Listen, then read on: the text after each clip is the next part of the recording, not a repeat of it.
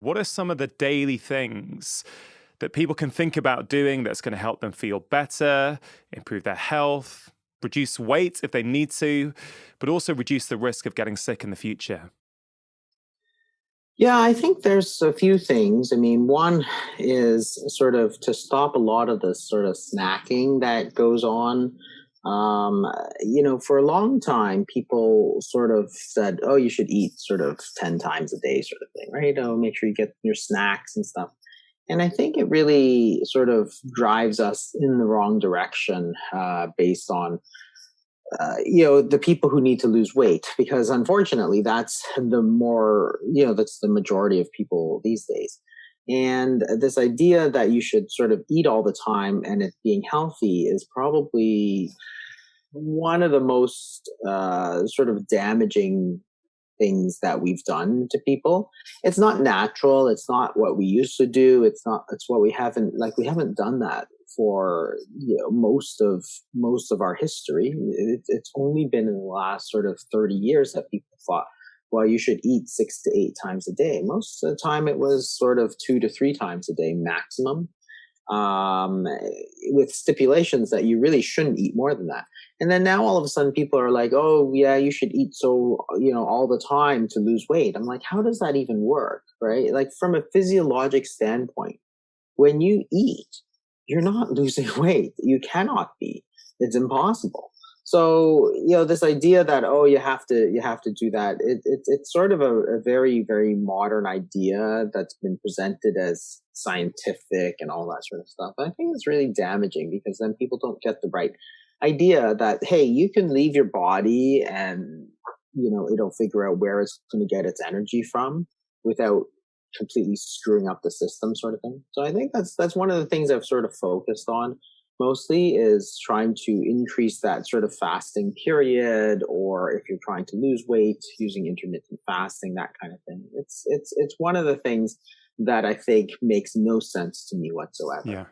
The next thing I think it's important to do is sort of put it on the schedule. That is, even things like eating, it should be sort of scheduled. It's all that unscheduled snacking and stuff that really derails people. So you're walking by and you say, hey, there's a coffee shop, I'm going to get a coffee. Then you see the go in the coffee, and then you smell the donuts, and then, like, before you know, you've got the donuts, right? So the problem is that you've got all these periods of time where you've got unscheduled sort of opportunities to eat, and they're never really good for you. You're walking, you're in the office, somebody has a bowl of candy out, so you go and get some candy. You go to it was never on the schedule. You have a meeting, all of a sudden somebody's ordered a plate of cookies, and before you know it, you've eaten cookies, right? So there's all this sort of scheduled stuff, like unscheduled stuff. And so you really want to just make sure, when you're eating, you make sure it's sort of like mindfulness, right? You're deliberately scheduling a time to eat, and every other time don't eat, right? And it sort of goes hand in hand with this idea that we should eat all the time to lose weight. We think that there's no cost to it.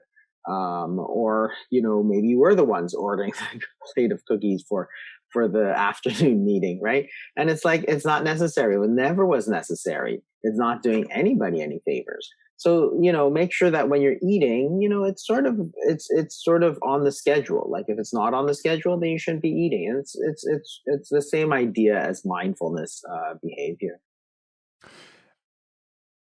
I love that idea of scheduling when you're going to eat. It almost feels like a revolutionary act in the 21st century, because there's such food availability all the time. We're always surrounded by food, tempted by food, and just this very simple idea that put when you're going to eat on the schedule. I think for many people, it may be the first time they've ever heard that before. Yeah, it's sort of, it's what your default is, right? So most of the time, up until say the 90s, the default was not eating. So therefore, you scheduled when you ate breakfast, lunch, and dinner. All of a sudden, based on no science really, we thought we should eat constantly. From the minute you get up to the minute you go to bed, you hear constant refrains. well, always eat breakfast, never skip breakfast, start eating immediately, and then have bedtime snacks and have snacks. And you think about, and I don't know in the UK, but in Canada, for example, if you send your kids to school, they get like morning snacks, they get after school snacks, they get snacks when they go on the bus. They play, sports, and somebody wants to give them snacks in between, to give them energy. It's like, they have plenty of energy, whether you give them sugar or not. And so the default all of a sudden became eating. So it was strange, because we went from a default of not eating, you have to decide when you're going to eat, to eating all the time and deciding when you're not going to eat, which is bizarre. Yeah. So and not healthy, because if your baseline is to eat, then you gain weight. It's unfortunately, there's no way around it. You are a big proponent of fasting, intermittent fasting, and you've done a lot to spread knowledge of that throughout the world over the past few years. Many people these days are trying to experiment with some form of fasting. In your experience, and I know you've got years of practical experience doing this with real life patients with busy lives, busy jobs, kids to look after, all those kind of things. What are some of the common mistakes that people often make when they try and do some form of intermittent fasting? Probably the biggest one is sort of overeating when you fast, like thinking that just because you didn't eat for a period of time, that gives you sort of carte blanche to eat whatever you want afterwards. There's two important factors in weight loss. One is the foods that you eat, and we talk about this all the time. That's your diet, right? What you eat when you decide you want to eat. People are paleo and keto and vegan and whatever. There's plenty of different diets, and we argue about that all the time. But what a lot of people don't talk about is sort of the time you spend not eating, right? And that's your period of fasting. How long should it be? How often should you eat? Those are just as important questions, because it's more than half of your day should be spent not eating. So, if you get that part right, that is, you spend a period of the day not eating, 16 hours or 24 hours or whatever you decide, it still doesn't mean that you can just eat whatever you want. And there's been several studies using this exact sort of overfeeding strategy. That is, we'll fast for 16 hours and then let people eat whatever they want.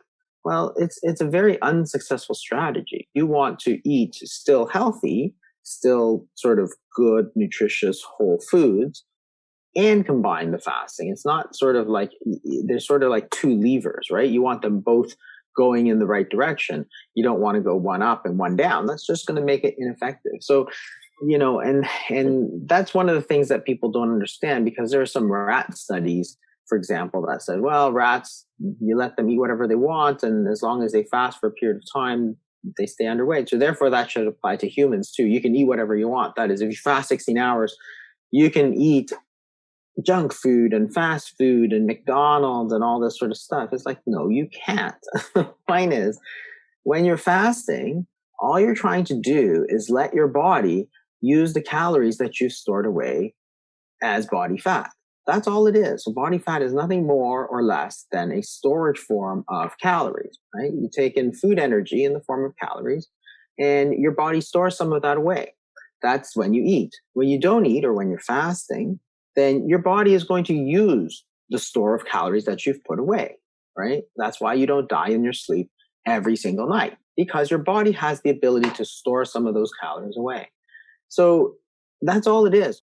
So it always boggles my mind that experts are saying, intermittent fasting is bad for you, and it's like not natural. It's like, it's the most natural thing in the world. Yeah. You're supposed to be cycling. That's why you have this word, break fast, breakfast. You're supposed to fast. Otherwise, you can't break your fast.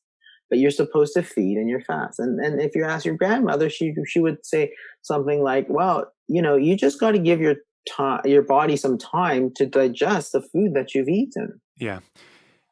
It's funny how culture has changed so much just in the last 30, 40, 50 years, where this idea of eating all the time has become just so prevalent. And it's really interesting what people actually do. You know, Professor Sachin Panda from the Salk Institute, I know when I last spoke to him, he was sharing information with me from his app that people are tracking how often they're eating for. And he said 50% of non-shift workers in the US are eating pretty much over a 15-hour period each day.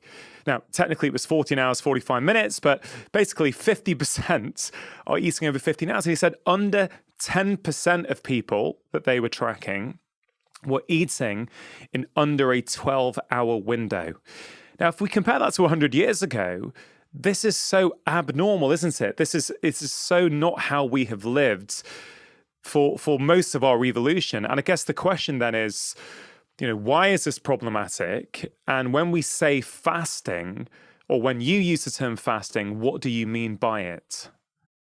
Yeah, and it's really just fasting is just any period of time that you're not eating. I mean, if you think about the 14 hours, 45 minutes, if you wake up at 8 a.m. and you start eating immediately, you're eating until 10:45 p.m., right? That's basically your entire waking day, right? Minus brushing your teeth sort of thing, right? Yeah. It's a ridiculous amount of time to be eating, and that's the average. So, when you talk about this, how did this happen and why is it so bad?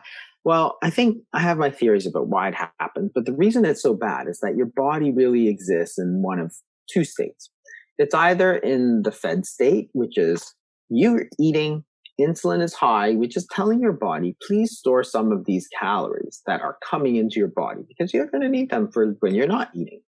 Or it's in the fasted state, which is insulin is low, you're not eating, and your body says, hey, I need calories, please take them from my storage, right? So it's no different than a refrigerator, for example. You go to the grocery store, you have too much food, you put it in the fridge, right? So now think about it this way. If you now go to the store 5 or 6 times a day, and all the time you're putting food in your fridge, pretty soon your fridge is going to be full. Then somebody says, well, in order to empty your fridge, you need to go to the store more often. It's like, does that make any sense?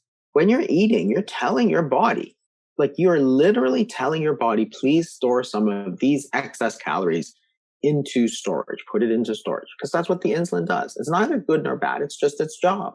So because you're stimulating it all the time, you're telling your body all the time to do it for 14 hours and 45 minutes of every day. You're telling your body to do that. And it's actually more because, of course, your stomach actually holds some of the food and slowly sort of pushes it out. So it's not 14:45 that your body is in the fed state. It's actually hours longer than that. So the point is simply this, like we try and complicate things so much all the time, but it's very simple. When you're eating, you're storing calories. When you're not eating, you're using calories. That's all it is. And that's natural and it's normal and you can handle it. Like people think it's so, you need to eat 2,000 calories in a day. You shouldn't cut your calories, for example, if you fast the entire day. Well, if you're worried about those 2,000 calories, well, what about the 100 or 200 or 300,000 calories that you have stored currently on your body? Like, why would you worry about the 2,000? Just like the refrigerator. If you don't go to the store one day, are you going to be really badly off? Well, your fridge is overfilled. You have way too much stuff in the fridge. Just eat something from the fridge. That's the same thing. If you don't eat, your body has 300,000 calories of body fat. Your body's going to use it. Or you're diabetic, you have blood sugar sort of just spilling out from everywhere. Your body's going to use some of that sugar because it's a source of energy. So what's wrong with that? How is that bad in any sense of the word? You're simply letting your body use it for what it was designed for. And that's the whole point of fasting, which is why it always boggles my mind that you see experts saying, intermittent fasting is so bad for you. But you have, and there are certain circumstances, of course, if you're malnourished, if you're underweight, sure, absolutely. But if you're overweight, if you're type 2 diabetic, that's actually exactly what you want your body to do. Yeah. If you enjoyed that clip from my podcast, here's another powerful clip that is really going to help you with your health and happiness. in the short term, it can lead to allergy and autoimmunity, but long term, it looks as if it increases the risk of a whole diverse range of very serious chronic diseases.